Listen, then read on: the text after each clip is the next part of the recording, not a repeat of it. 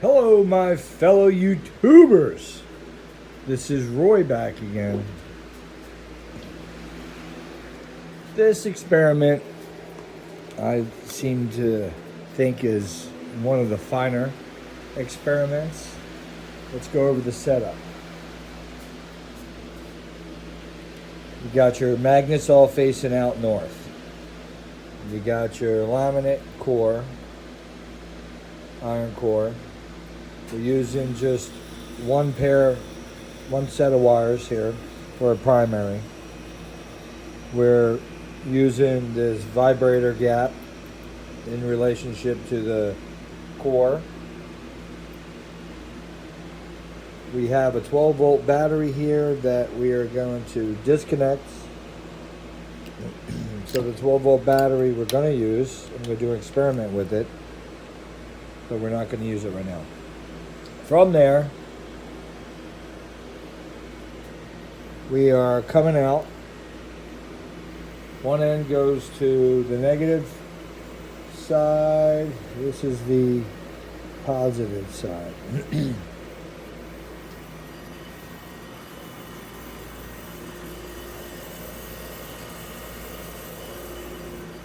This side is the positive side. So that's the positive going in.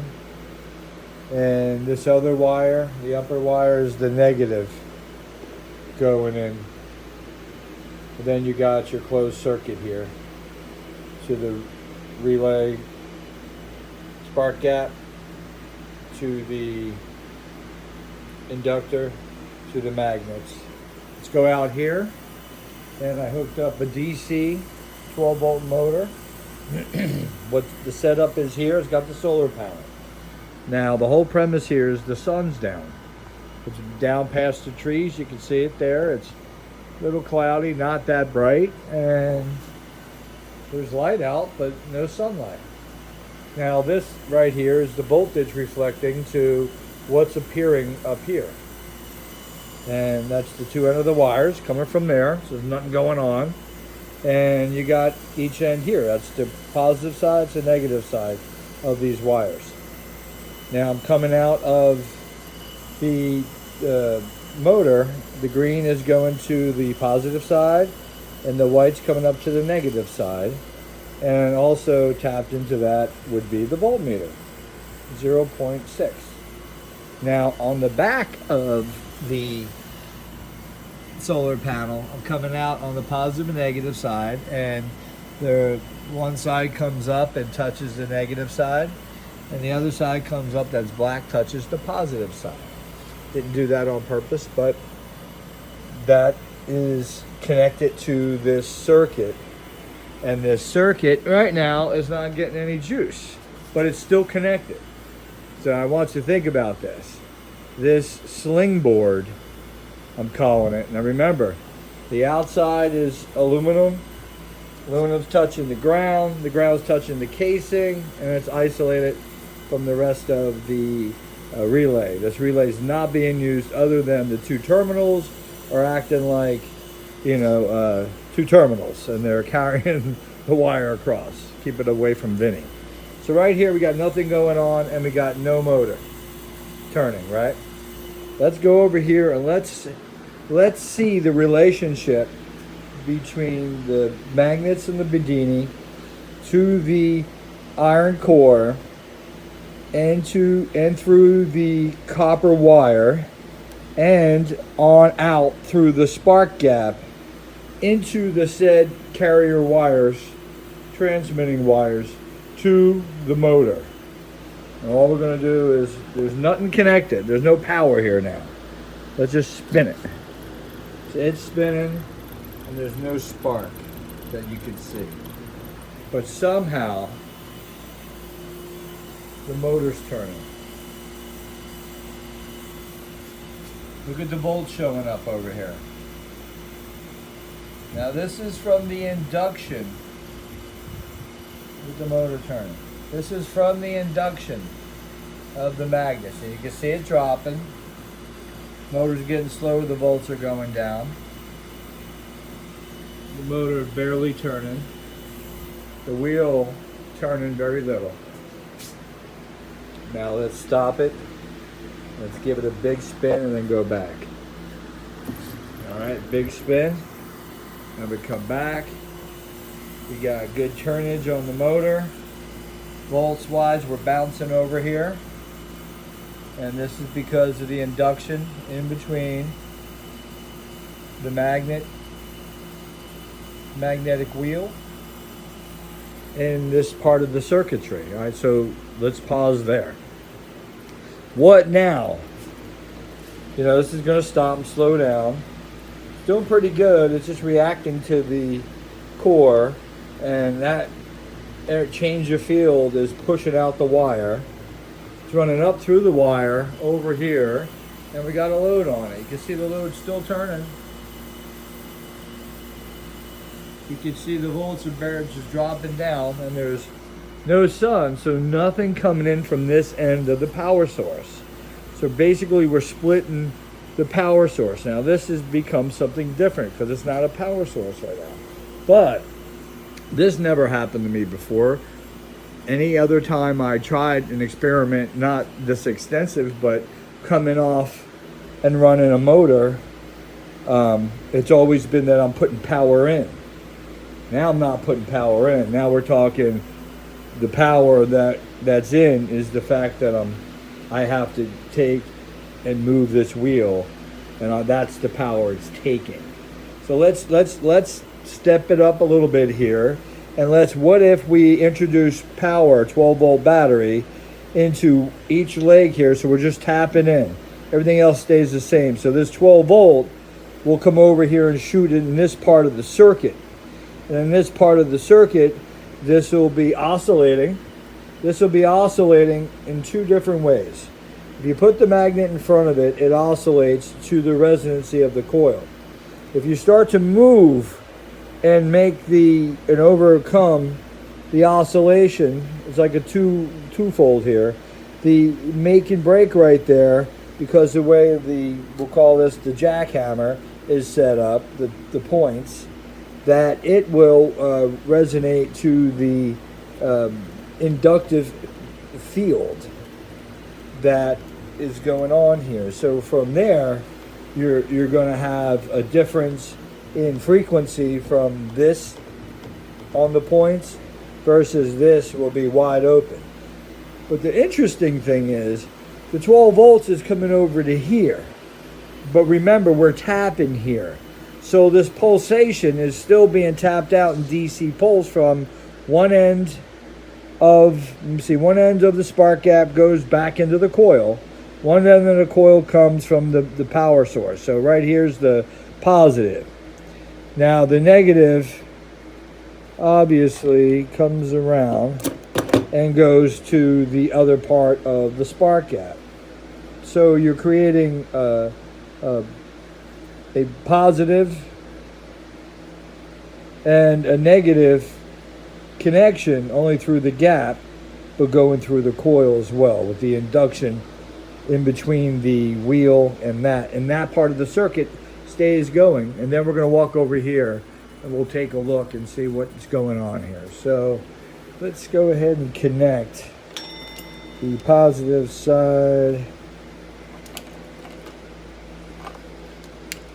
to here, and then the negative side to here. As soon as I touch it, we should hear that.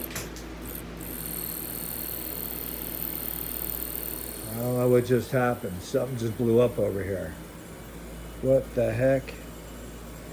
Oh, my motor fell off.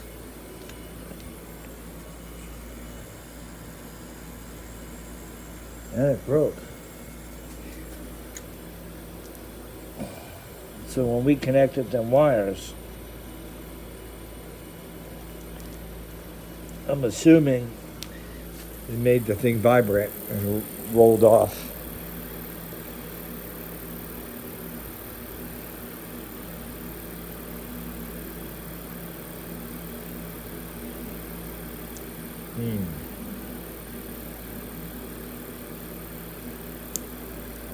Interesting. Back over here you got oscillation, the resonance of the coil, the primary. Then let's go ahead and spin the wheel. Now you got the gap taken over. And now you can see that the wheel's picking up speed.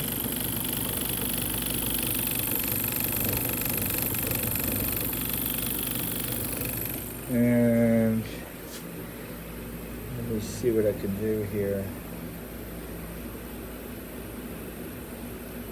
I think I broke it. Well, I think when it fell, it broke. Let me grab another motor.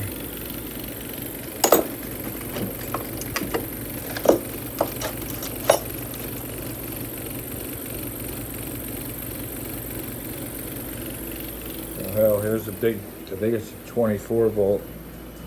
Let's give it a test run.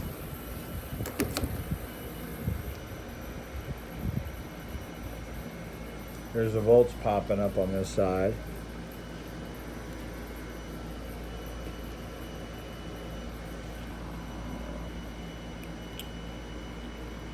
I'd be surprised if this pops on. It's a 24 volt.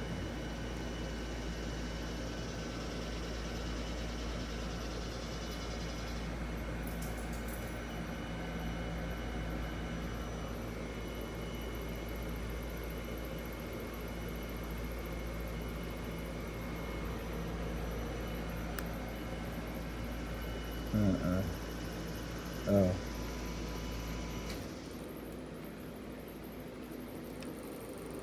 It's turning.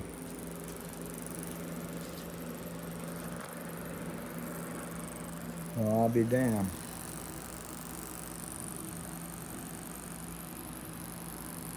It's 24 volts.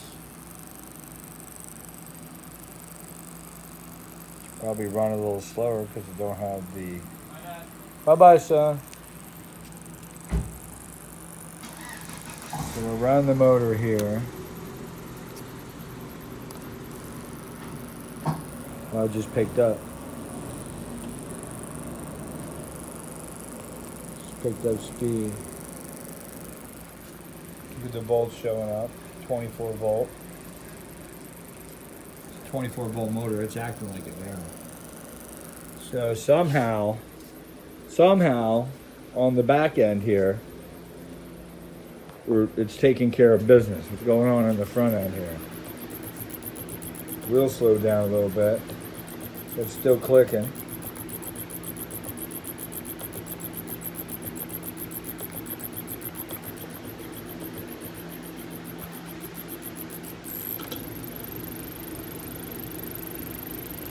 Let's stop it.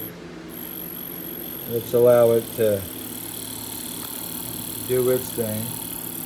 So it's resonating, wheel's not turning.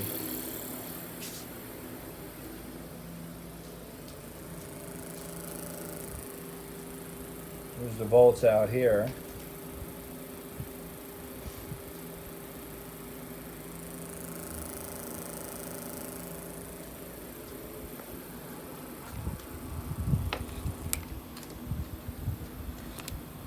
Everything's falling apart one hand. All right, guys, we're going to leave it there.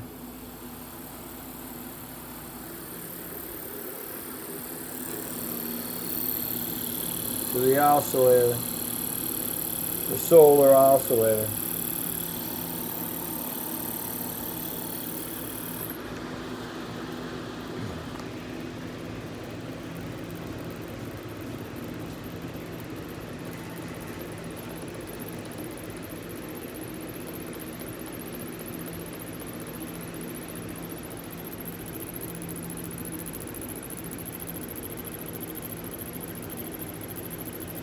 Let's disconnect the battery. Let's see what's going on with the motor. It shouldn't be moving at all. And it's too big to show. At least that other motor is showing it at low voltage, so you can see that it was. Let me give it a whirl, walk back over to it. There we go. I doubt it. Nada. Oh, we disconnected it accidentally. Hold on.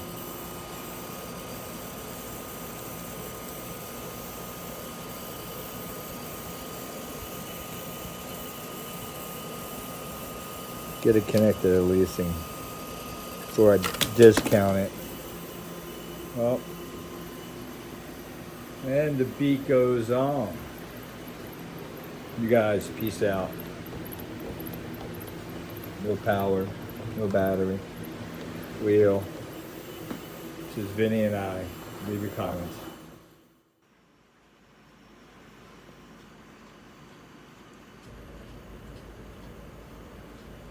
Hello, my fellow YouTubers. This is Roy back again. Let's go ahead and teach the younger, teach the old.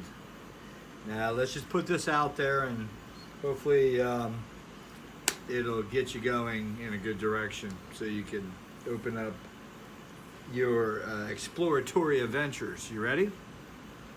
So this video is going to be based on how to make a vibrating spark gap. And if you look out there for a vibrating spark gap, good luck. If you find something, send it back to me because I'd be curious. Today I got my new points in, and we'll take a look at the old ones. Now these are from 1912. And you can see these are old-timey.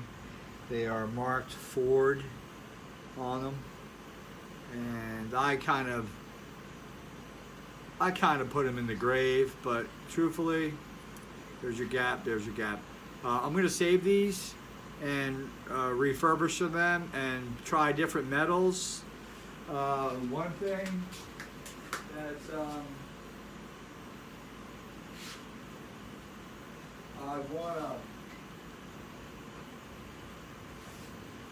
show you guys is somewhere I have melted some metal and I wanted to try different metals. And right here I melted this. This is bismuth. It's a heavy metal. Low temperatures. The only issue that I'm wondering, because I was able to melt it, how long it would hold up to heat with this spark gap. So we're gonna do another video at a time, and we're going to try different metals, and we'll try the whole array between silver, platinum, bismuth, things that are conductors but are good. Tungsten. You know, tungsten seems to be the #1 out there. We'll try different things. So you got these two. You know, truthfully, it's great to be able to refurbish stuff. I'm all about using old stuff, you know. But it's also great to get the same thing brand new. And you go from 1912 to 1915 is when these were made. And here's brand new, 2019. Look at the almost 100 years difference. It's pretty neat, pretty damn neat. So we're obviously using different metals on the contacts, and these were only, I believe, $6. So I bought 2 sets and had them shipped out. And you know, the whole key here is we're not looking to put a lot of amperage through here, even though I'm just having fun and kind of playing with a new toy, I would say, and throwing a lot at it, because that's what I do.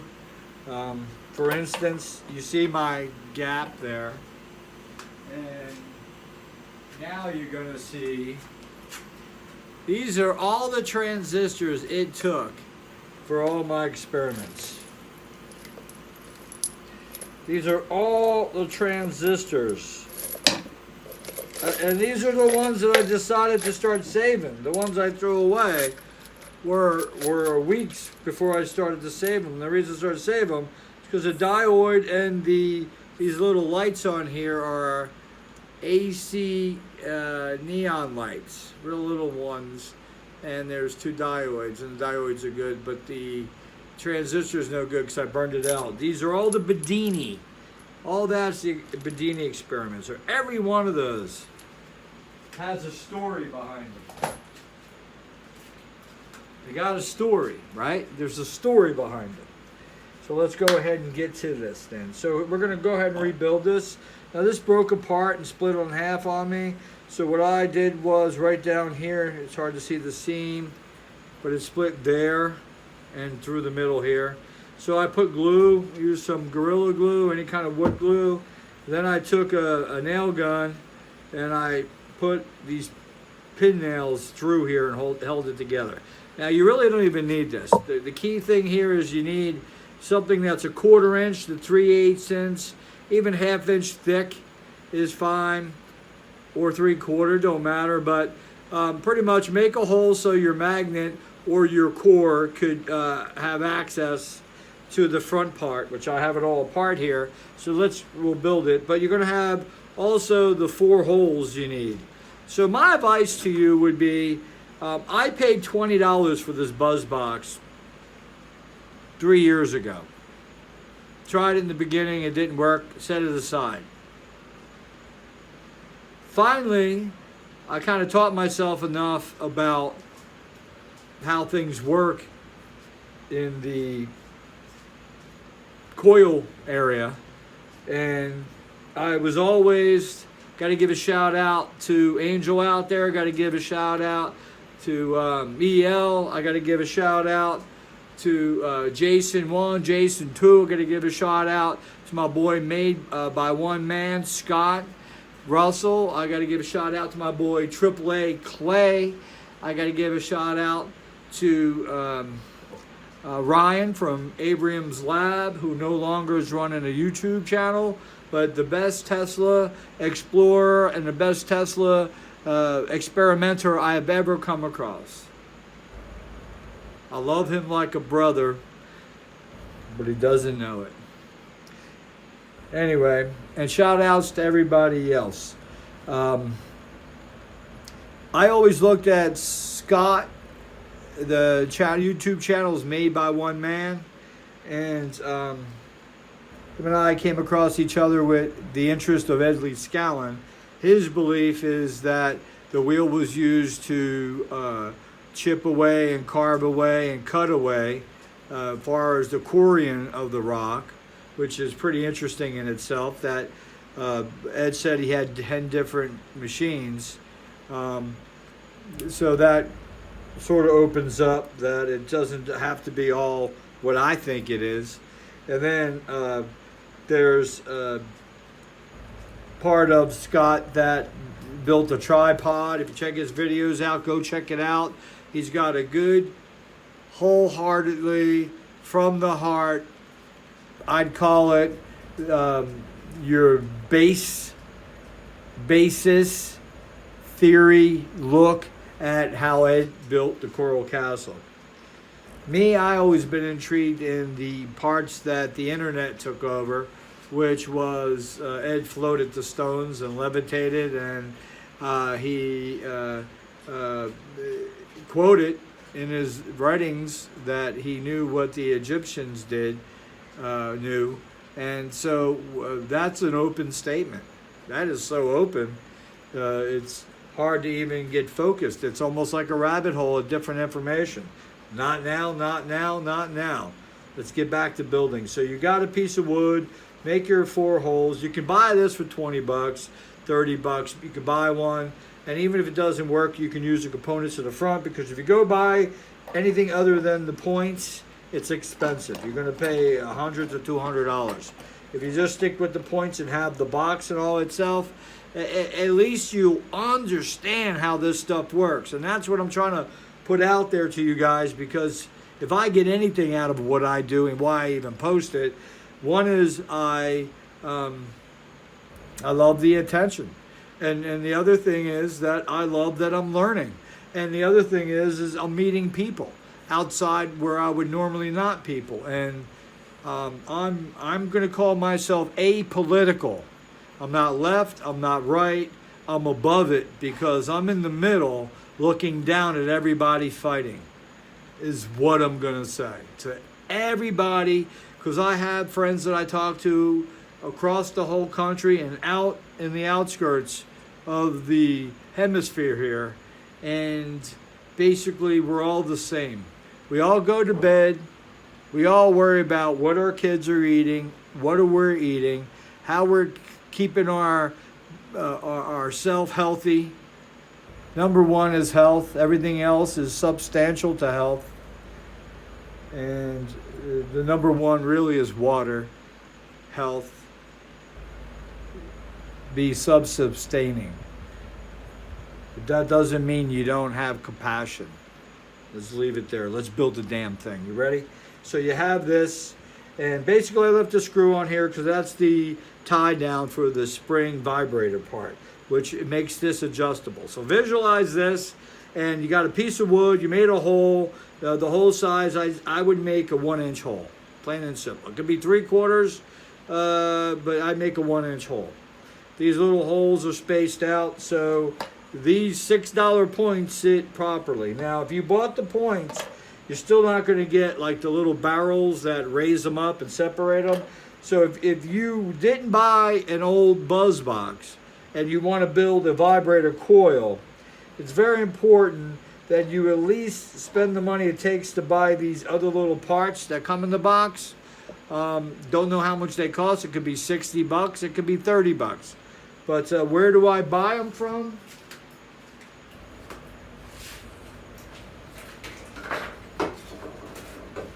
I buy them from, in US of A, the place is called Lang's Old Car Parts. It's a Model T.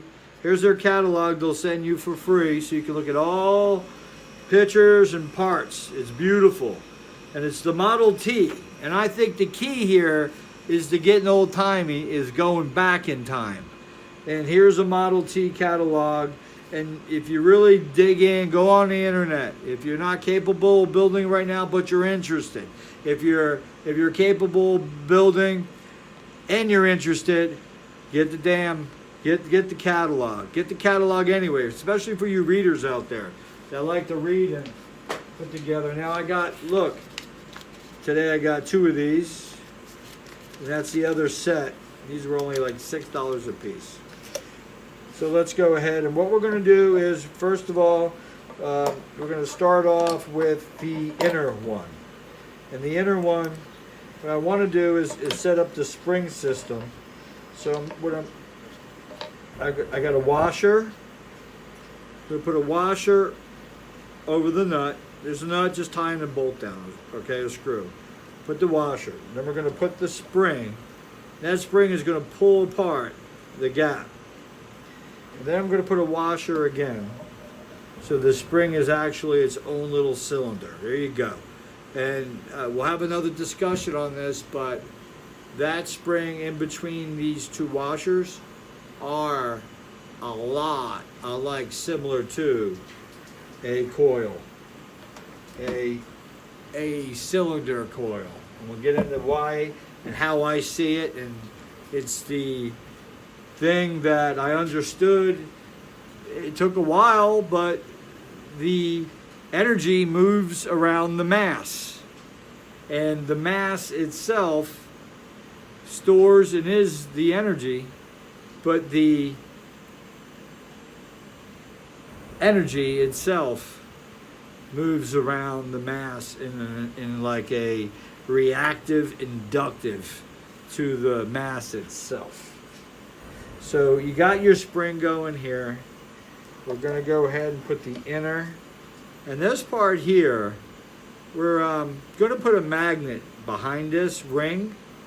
And it's just a metal ring, and it has a good pull to it. We're going to put a magnet behind it so we can control this through whatever device we're going to put there. So we're going to put that over the front here.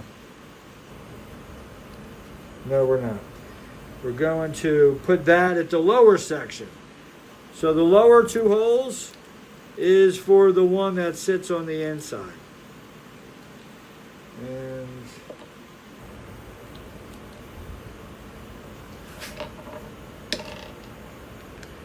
putting the bolts through the back. So I got 2 bolts through this, holding this in. This is the part that's you would call it the back side towards the inductive, and that's where the magnets go. Then I'm going to grab 2 screws, get that set up. All right. Hopefully you guys enjoy, because listen, this opens up a big world, at least in my world. I'm sure it's going to open up a lot in your own world, especially if you've been into this or if you're just getting into this. You just jumped a bunch of grades. I'll tell you, a lot of people out there don't like to pass the information on because they feel like, oh, they worked so hard to get it and they're going to hold it back, and basically not the approach we're going to take here. Put the other bolt in. I'm going to stick the other 2 bolts in. This is where the cylinders come in. You can have these at home if you can just buy cylinders. You know, you could probably buy all the parts and make them separately if you just went to Home Depot. But all right, so now we're going to put the front part of the spark gap into the 2 bolts there, and we're going to take the screws and lock that in, and put one over here and lock that in, and then here we're on the spring, right? And we're going to put the screw which makes the vibrator gap adjustable. All right, so there you go. You got your... Now, what I want to do here, just for demonstration, I kept the box that I took apart and I threw it away twice. I went back out to the trash, because my trash only comes once a week. I went back out and grabbed it again. Because the thing is, it's a box. It holds it. So, let's put together briefly the box. So I can take this out of my hand, grab the camera, and we'll put one side on, I guess. So we're making a holder. That's why if you bought an old one, or one that works, but the one that works, you hate to really ruin it, you know what I mean? But mine died, so I didn't really have a choice.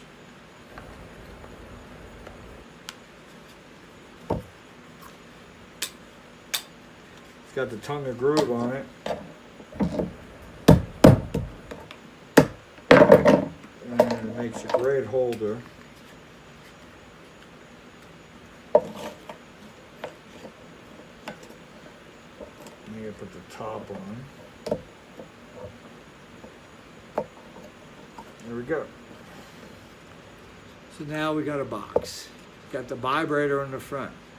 The problem with the boxes here is the back part of this inner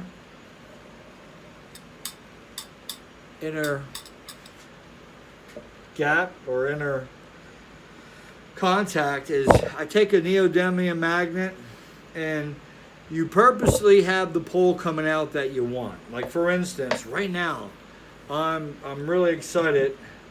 Let me get you off of here. I'm really excited about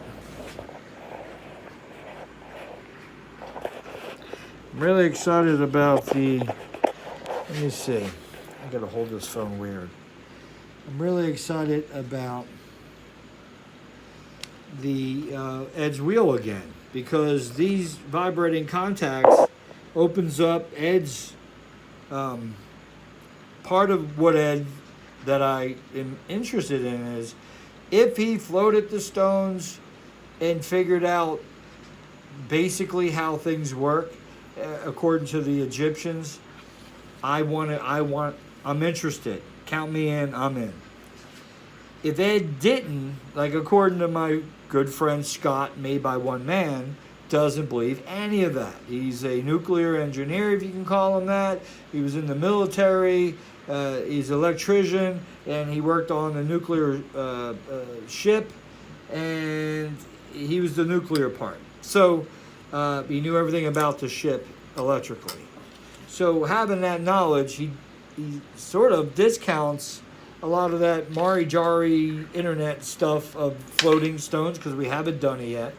And the fact that Ed did it, all right, prove it to me. So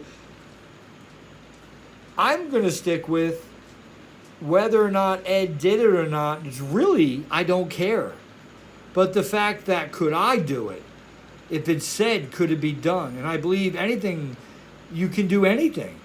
It's just the fact that you have to take where you are, where it all came from, and how you go in further with whatever is learned, especially in technology. So here, you would have to, you put the magnet in